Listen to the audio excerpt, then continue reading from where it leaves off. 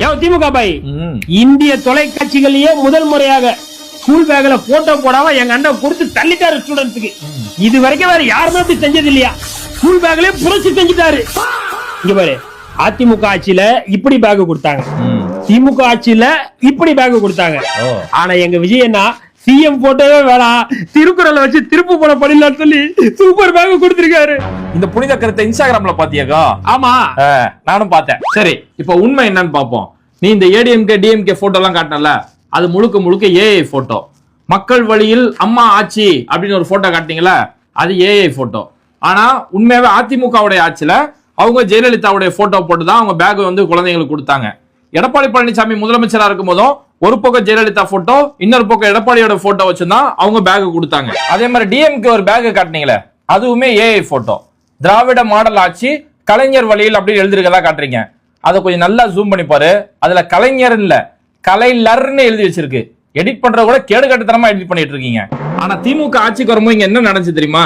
2021 ஆட்சிக்கு வரும்போது அன்னைக்கு பள்ளிக்கல்வித்துறை அமைச்சர் அன்பில் மகேஷ் பொய்யாமொழி சொல்றாரு, ஆல்ரெடி பிரிண்ட் பண்ண பேக் இருக்கு, ஏடிஎம்கேவோட போட்டோ போட்டு பேக் இருக்குது, இதை குழந்தைக்கு கொடுக்கலாமா இல்ல நம்ம புதுசா பிரிண்ட் பண்ணிடலாமா அப்படின்னு கேட்கும்போது, ஆல்ரெடி இங்க பேக் இருக்குது, புதுசா நம்ம பிரிண்ட் பண்ணோம்னா கிட்டத்தட்ட 13 கோடி ரூபாய்க்கு மேல அதுக்கு செலவு பண்ணணும், இந்த பணத்தை நம்ம கல்விக்காக செலவு செய்யலாம், அதனால ஜெயலலிதா போட்டோ இருந்தாலும் பரவாயில்ல, எடப்பாடி பழனிசாமி போட்டோ இருந்தாலும் பரவாயில்ல, அதை குழந்தைங்க கொடுங்கன்னு சொல்லி பெருந்தன்மையோட நடந்துக்கிட்டாங்க. அதுக்கப்புறம் புது பேக் பிரிண்ட் பண்ணணும் அப்படின்னு சொல்லும் போது கூட அன்னைக்கு முதலமைச்சர் மு.க. ஸ்டாலின் சிஎம் போட்டோலாம் அந்த பேக்ல போட வேணாம், வெறும் தமிழ்நாடு அரசோட முத்திரை மட்டும் போடுங்க, அதுக்கு பதிலாக திருக்குறள் அந்த இடத்துல பதிவு செய்யுங்க, திருக்குறள் மட்டும் இல்ல திருக்குறளுக்கு கீழே பொருளுரை, கலைஞர் திருக்குறளுக்கு பகுத்தறி உரை எழுதியிருக்காருல, அந்த பொருளுரையை அதை இடம் பெறணும் அப்படின்னு சொல்லி மு.க. ஸ்டாலின் இன்னைக்கு உத்தரவிட்டாரு.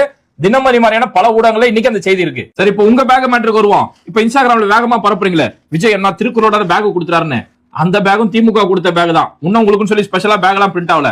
இதுக்கு கொஞ்சமாச்சும் பிராக்டிகலா யோசிச்சு பாருங்கடா. இந்த தாவேக அரசு வந்து 25 நாள் தான் ஆகுது. இவங்க பேக் புதுசா பிரிண்ட் கொடுக்கணும்னா ஃபர்ஸ்ட் அதுக்கு டெண்டர் விடணும். ஒரு டெண்டரோட குறைஞ்சபட்ச காலமே 15 நாள் டெண்டர் விடணும். இவங்க எப்படி அதுக்குள்ள டெண்டர் விட்டு அதுக்குள்ள எப்படி பேக் பிரிண்ட் பண்ணி வச்சாங்க? சரிடா, உங்களுக்கு ஏதோ சினிமா தனமா பேக் நீங்க பிரிண்ட் பண்ணிக்கிட்டீங்கன்னு வச்சுக்கோங்க. அப்படி நீங்க பேக் பிரிண்ட் பண்ணாலும் அந்த பேக்ல விஜய் என்ன கலைஞர் உரையை போட வைப்பாரு? திமுகவுக்கு எனக்கு தான் போட்டின்னு சொல்லக்கூடிய விஜய் அந்த இதுல போயிட்டு கலைஞர் உரைன்னு சொல்லி போட வைப்பாரா? எதை சொன்னாலும் நம்பாதீங்கடா. இன்ஸ்டாகிராம்ல கண்ட கர்மத்தை வந்தாலும் கண்மூடித்தனமா நம்பாதீங்க. இதுல இவ்வளவு விஷயம் இருக்கா? ஆனா எங்க அண்ணன் திருவள்ளுவருக்கு ரொம்ப மதிப்பு கொடுப்பாரு. பிறப்புக்கும் எல்லா உயிருக்கும் போட்டுதான் அடிப்பாரு. அடுத்த ஆனா ஆதாரத்தை சொன்னா உடனே ஆஃப் ஆயிருவீங்கடா. இல்ல நான் என்ன கேக்குறேன், திருவள்ளுவர் போட்டோவை போட்டு பேக்க கொடுத்துறாருன்னு சொல்லி ஒரு பொய் செய்தி இன்ஸ்டாகிராம்ல வேகமா பரப்புறீங்களே, இங்க திருவள்ளுவருக்கே காவி சாயம் பூசுனாங்களே, அத உங்க அண்ணா கேள்வியே கேட்கலையே. அண்ணாவை எப்ப கேள்வி கேட்க போறீங்க?